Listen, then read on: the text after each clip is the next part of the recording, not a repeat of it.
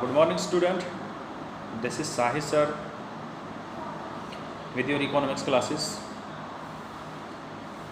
Students, today our topic is supply of money, because last time we have learned that form of money, and in the topic form of money we have four types: fiat money and fiduciary money, full body money and credit money.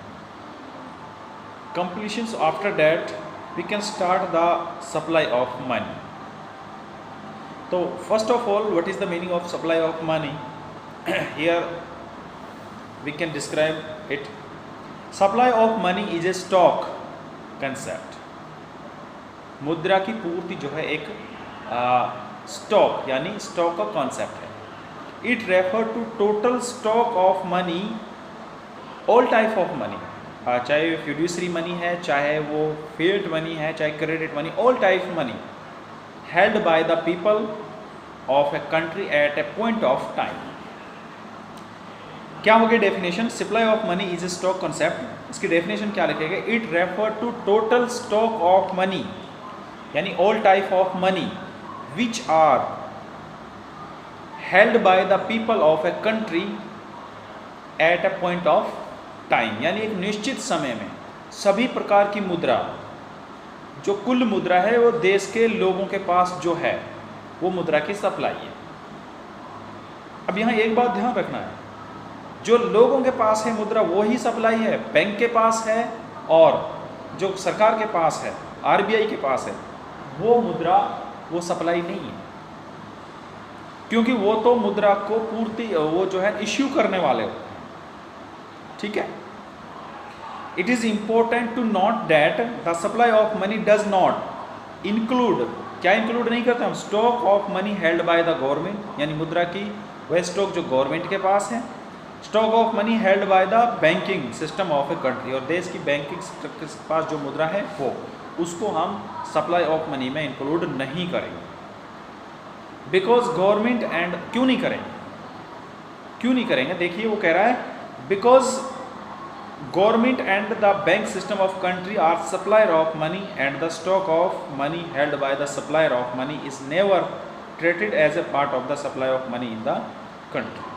क्योंकि जो ये bank है और जो सरकार है ये suppliers हैं, और सप्लाई नहीं, सप्लायर्स है, ये तो सप्लाई पूर्ति करने वाले हैं.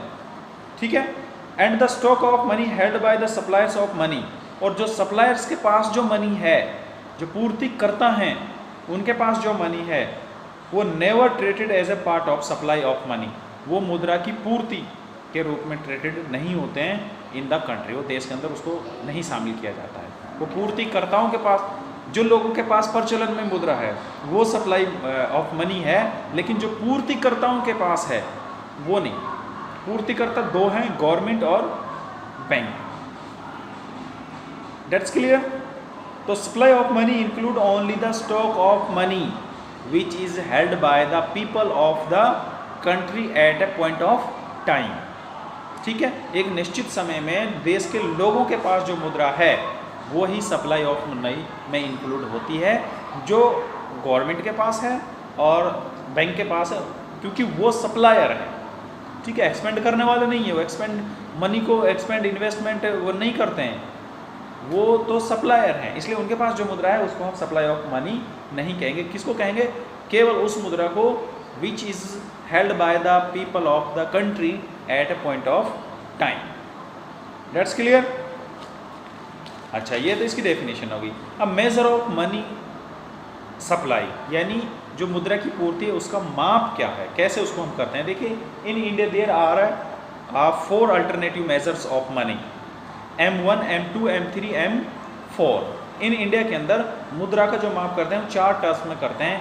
M1 first of all, 2 M2, 3 M3 and 4 M4. तो M1 में क्या है, M2 में क्या है, M3 में क्या है, M4 में क्या है, वो मैं आपको बता रहा हूँ, अभी डिस्क्राइब कर रहा हूँ. तो वो कह रहा popularly known M1, M2, M3, M4 of these only M1 measure is discuss hair.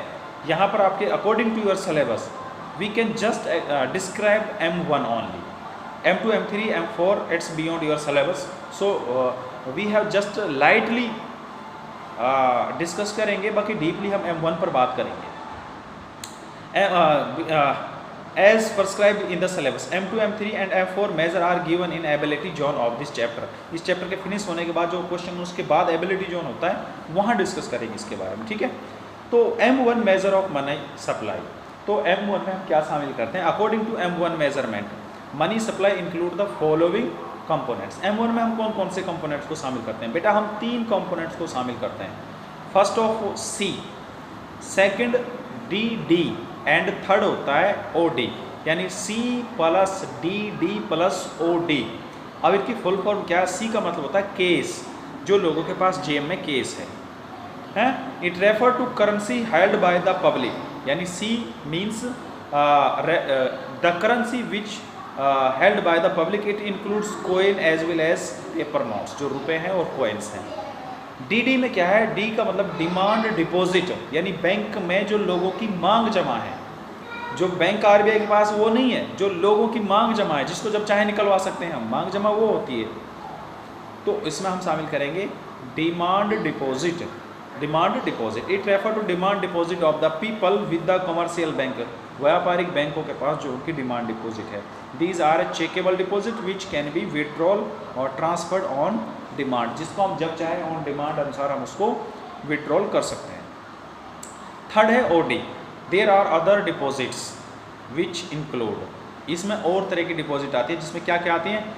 नाबार्ड्स के पास है, RBI के पास, सेंट्रल बैंक के पास डिमांड डिपॉजिट है, demand deposit of international financial institutions like IMF and world bank है। तो ये सारी चीज़ें, specially OD does not include deposit of government of the country with RBI के साथ जो गवर्नमेंट का डिपॉजिट, उसको हम अदर डिमांड में डिपॉजिट नहीं करते हैं। तो ये हमारी थी बेटा measurement of money supply in term of M1, M2, M3, M4। हालांकि मैं आपको थोड़ा सा बता देता हूँ, M2 में हम शामिल करेंगे जो M1 में सारी, जो M1 में है वो तो सारी करेंगे क्लास में, प्लस में उसमें पोस्ट ऑफिस डिपॉजिट और शामिल कर रहे हैं, पोस्ट ऑफिस डिपॉजिट जो होती है। और M3 में हम क्या करते हैं? M वालों को नहीं शामिल करेंगे, M2 में जो टर्म शामिल थी उनमें, और उसमें अदर डिपॉजिट शामिल करेंगे। और इसका थोड़ा सा लाइटली हम इसे एबिलिटी जोन में इसके ऊपर डिस्कस करेंगे, तो यहाँ भी हम उसको कर नहीं रहे हैं। Here we can just describe which is prescribe in your syllabus. So next है हमारा measures of money supply M1। अब कौन कौन से मैंने आपको बता दिया है। करेंसी विद द पब्लिक, जो लोगों के पास डिमांड डिपॉजिट है, demand deposit of the people with the commercials bank, other deposit जिसमें हमारा demand deposit international financial institution just like IMF है, इंटरनेशनल मॉनेटरी फंड और वर्ल्ड बैंक, ठीक है। तो ये चीज़ें हमारी सप्लाई होती है। अब अगला क्वेश्चन है हमारा, हु सप्लाइज मनी, मनी को कौन सप्लाई करता है? तो वो मैंने आपको पहले ही बताया था, supplies of money include central bank of the country, यानी RBI, commercials bank and the government. ये 3 जो हैं वो शामिल करती हैं। अच्छा, एक चीज़ मैं बता देता हूँ बेटा कि नए नोट जो करेंसी इश्यू होती है वो कौन से किस बेस पे होती है। तो वो मैं बता देता हूँ कि किसी देश के पास वो तभी नए नोट छापेगी जब उसके पास 200 करोड़ रुपए की मुद्रा रिजर्व होगी, यानी 200 crore money are reserve in the central bank, then issue the new currencies.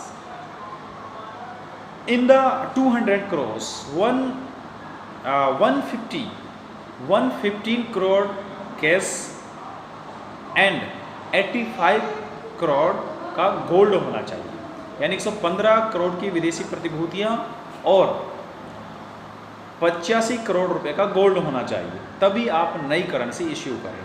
तो ये कंडीशन होती है नए नोट छापने के लिए।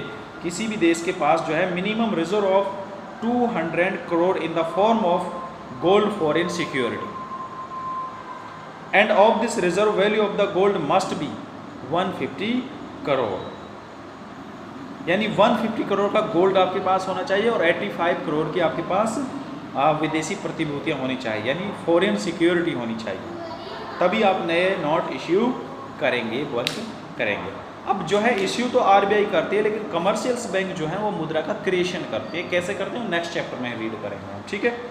तो ये बेटा आपका लेसन फिनिश हो गया है। इसके बाद क्विक रिवीजन विंडो देखना है आपको, जो प्रॉब्लम है उसे समझ लेना। उसके बाद इसमें एक क्लास और लगाएंगे हम, जो कल है वो हम जूम पर लेंगे और जो परसों क्लास लेंगे वो हम इसका एबिलिटी जोन में लेंगे। तो आज के लिए इतना ही। Thank you for your kind attention.